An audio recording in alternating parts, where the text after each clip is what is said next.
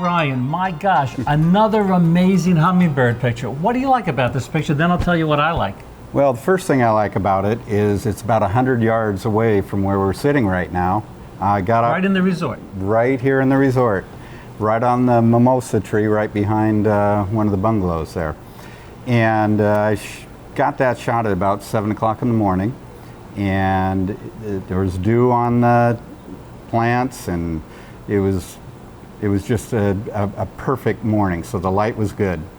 And it just happens to be a very rare hummingbird that flew into the flowers here and was chased away many, many times by more of the locals. So I believe that hummingbird was not a local hummingbird. And So when you said the local birds. the local birds. That's Yeah. right. Not the natives. Yeah. But you know what? I like it. I like this picture. I love that pink in there. The pink really adds to the picture, but it doesn't take away from the main subject. And I love that. Yeah. You know, like your shot, right? The wings are just a little bit blurred. So I'd add to that tip. You snooze, you lose, right? Correct. You have to correct. and we were talking about that. Not only do you want to be down here for 5 weeks at a time, or as long as you can, you want to be out there. You're not going to get a great picture, you know, taking an Hey, if you don't have your camera with you, you're not going to get a good picture. No. For sure. Until you get heat stroke, you're not out. You know, I tell people who come on my workshops, you can sleep when you're dead, right? And you can. That's a great shot. Thank you. Oh man, the backlight there. Yeah, this is, I think it's such a beautiful bird, number one, but it's very common here in Costa Rica. It's a roadside hawk, and it happened to be raining out. You can see some drops kind of hovering in the air. I was shooting at a pretty high speed. I think it was about 2,000, and had great light. So wings down, of course, it probably wouldn't have been that colorful if wings had been up, and it was just a good opportunity, and everything fell into place. So when I'm shooting into the sun like this, or you know, for a backlit shot, I'm usually underexposing just a little bit because I don't want to lose any of that detail. Correct. But here it's so dark because you have a canopy overhead. Yeah. So you have to compensate sometimes. Yeah. So I think in this particular case, I was probably 1 or 2 clicks up over. Oh, cool. Yeah. I love the way you have the eye in there, right? Yeah. I mean, just a fraction of a second, if that eye had been covered. Timing is everything. Timing is definitely everything. And so is gesture. Yeah. This picture, you know, the gesture is just amazing. Yeah. This is a double-toothed kite, and Bryce and I both got a lot of really nice photographs of this bird. And it was preening for hours, it seemed. We were there for probably 25, 30 minutes. And it struck 4 or 5 poses. And what I really like about it is the simplicity of the shot. You've got the bird, you've got the texture of the feathers, and a very simple branch, which was the top of a tree. So, yeah. And you know what else I like about it? The talons there. I mean, the eyes tack sharp, but those talons are tack sharp. You don't want that to come down and land on your shoulder. No, you definitely don't want to do that. Look at the detail in the feathers there. Oh, and I have to mention that you and I work a lot on our pictures, right? We process our pictures in Photoshop or Lightroom. Most of these are straight out of the camera shots? Well, they're straight out of the camera shots, but I do, white balance. I do color, and if it's been raining, I clean up water spots and whatnot. And, I use contrast where I need to and whatnot. But yeah, I don't remove branches or any of the real technical That's stuff. because I keep it simple. I've been out shooting with you. You really want to get in camera. You're like a serious photographer. And a lot of people use what they call, well, if you're going to take a hummingbird, some of those shots, you have to take 1,000 pictures. But a lot of people use what's called a spray and pray approach. In other words, they'll just click down, right, and they just spray all over the place and hope they get something. Whereas what I like to do is I like to use, in a case like this, rather than like the shotgun effect where you're Right. just doing everything, I like to use like the bow and arrow effect. I'm targeting Yeah. just that I subject. usually try, especially with a bird or anything that moves quickly, I do spurts, Yep. just like 3, Yep.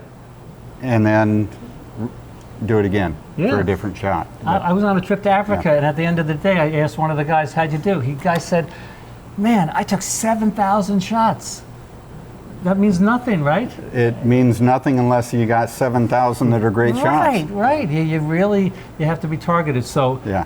this is a flash shot. I could tell by the Yes. catch light in the eye, but it doesn't look like a flash shot. And that's what I like. Well, you do have to be prepared here Yeah. in the jungle because of the canopy here. You get little breaks of light and high contrast and whatnot. So again, I overcompensate, and sometimes you have to use the flash, and in this case, being down by a river, being well under the canopy, it came out. So the tip is if you're going to be shooting in the canopy where it's dark, you definitely need a flash, and also don't be afraid to boost up your ISO. Right, If exactly. if you're going to be shooting a natural light shot. Sometimes that monkey shot I got the other day was ISO 6400. Yeah. Did I want a sharp shot? Yep. But the catch light here in the eyes, the wings up, the great exposure. Also, there's another tip here that I think we can share, that when an animal is looking in a direction or facing a direction or moving into the direction, leave some space into Right. You know, I've seen a lot of Yep. pictures like this that crop tight, like right against like the beak like this. Right. This wouldn't be good to be right in the middle of the No. photograph. This No. is perfect. Oh, great. One of my favorite animals to shoot here in the rainforest. This happens to be a three-toed sloth, happens to be a male. You can see the distinctive stripe on its back. And the other thing is it's looking right at us. Yeah. And you know, they move very slowly. You can get a lot of good shots, but that particular one really kind of touched me, and I thought it'd be a good one for the presentation. Well, I like the gesture. I like the background. This is a tricky shot to get. This is an example of not having separation because it's so difficult. Right in the but trees it already. blends in. Right, right. But that is an amazing shot. I love the Yeah. gesture. I love the color, and of course the sharpness. Oh, look at these cute little guys. Yeah, if you look very closely, you're gonna wonder what in the world is going on here. But I believe the one in front is a female, and it was obviously kept in captivity at one time. But what means so much to me with this photograph is the story you want to tell behind it is we think that the mother's troop came not off the lines on both sides.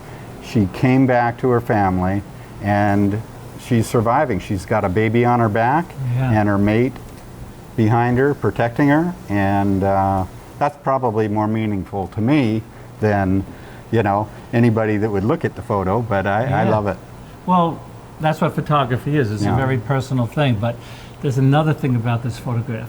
Look at this. This is the mate on the right. Look at the intensity Right. at which that the mate is looking at the other. He's searching for a way of escape Yeah. if things go sideways, so he's Yeah. already looking 10 branches ahead.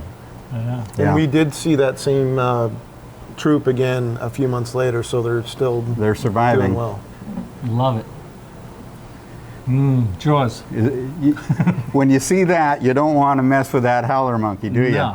But they're pretty docile monkey. They're not going to come and attack you, but boy, do they have a set of canines Yeah, on they them. do. And they mainly eat leaves Right. and fruit, and you know, they're fun to shoot. They are, but Dennis was telling us yesterday, we're driving around, and he has the window, it's hot as heck, right? We have the air conditioning on. He has the windows down because he's listening, you know, for all the birds and the howler monkeys and everything else. And he says that when he sees the leaves on the ground, Right. he knows that the howlers are up Right. They've been there. feeding. Or So- broken branches Or a laying on broken the branch, so road. that's why they Yeah. have those teeth. So Yeah. once again, working with the naturalist, you know, when you come down here, You have to. wherever you go, you have to work with the naturalist. And the howlers have such an expression on their face all Oh, the yeah. time. You know, they're really, you can look into their soul through their eyes. They're just beautiful, beautiful animal. Oh man, Love them. that is really cool. Yeah. Those teeth are tack sharp. Yep. Okay, Our first trip here to Costa Rica,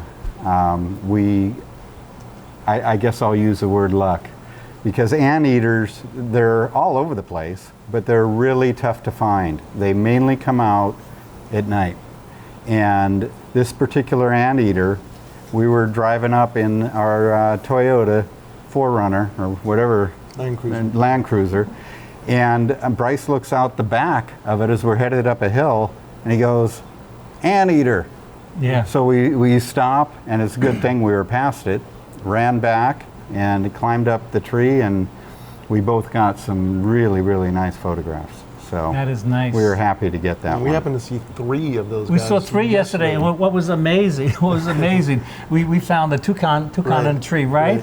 And everyone's photographing the bird, and Juan, who's behind the camera over there, said, there's an anteater. Right. Right? So you have to be aware. You have to always have your radar. Always look around you. I mean, there's been so many times where we're out, we see one thing, and we're there for 10 minutes. Yeah. And that thing's already moved on, but 5 other things have moved Right. in. And it's just amazing. It's just Yeah. so much abundance. But we have to have what's called what a fighter pilot calls. Do you don't know any fighter pilots? I do not know Well, any fighter a fighter pilot, I have a friend, Hal Schmidt, is actually a Top Gun. He was a pilot, then an instructor. And he talked about when he's in the cockpit that all the pilots have to have what's called situational awareness, meaning you have to be aware of everything that's going on around you. And I think when Dennis is going, guiding us through, and when we're out there as photographers, if we have that situational awareness and be listening and looking, this will really help us get the kind of pictures that we really want to get. You definitely need to listen in the Definitely jungle. need to listen. Love the shot. This here is a recent shot. Right after Bryce got that shot of the toucan nest, Oh, really? right around the corner There's like five trees is over. a woodpecker nest, seriously. And this all happened within a period of 5 minutes. And this youngster poked its head out, and all of us, got shots. But I thought of the ones that I took, that one said it all. He's saying, Yeah. there's something going on outside, looking for his mom, and he eventually did fly up into a branch, but I thought that captured the moment pretty well. I like this picture, not only because of what you said, but I like the crop. So Ansel Adams, we talked about this before, that a picture's not done until you darken the edges, because if you darken the edges, your eye goes to the main subject. But the opposite is true here. If you lighten the edges like they're It's a lightened frame. here, it's a frame too. Yeah. So it works both ways. I love that shot. I love the expression, love the gesture. We love the ocean. I mean, we love being out on the water. And one of our favorite places to photograph from land also happens to be one of our favorite places to photograph. Yeah. So there's a lava flow that goes out into the water, and the waves, especially on an incoming tide, just crash. And those waves, you can see those trees are at least 30 feet tall. And you can see some of the waves crashing as high as 25, 30 feet. And that was shot from a boat, moving boat. Moving boat. Yep.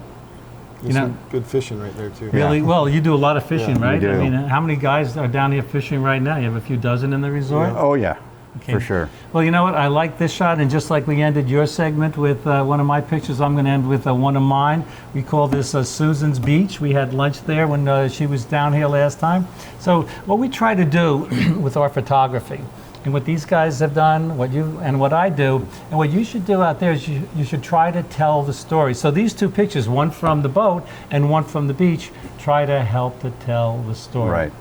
Well, guys, thank you so much. It was a ton of fun. I Thanks, love Rick. you. We're going to have some more fun shooting.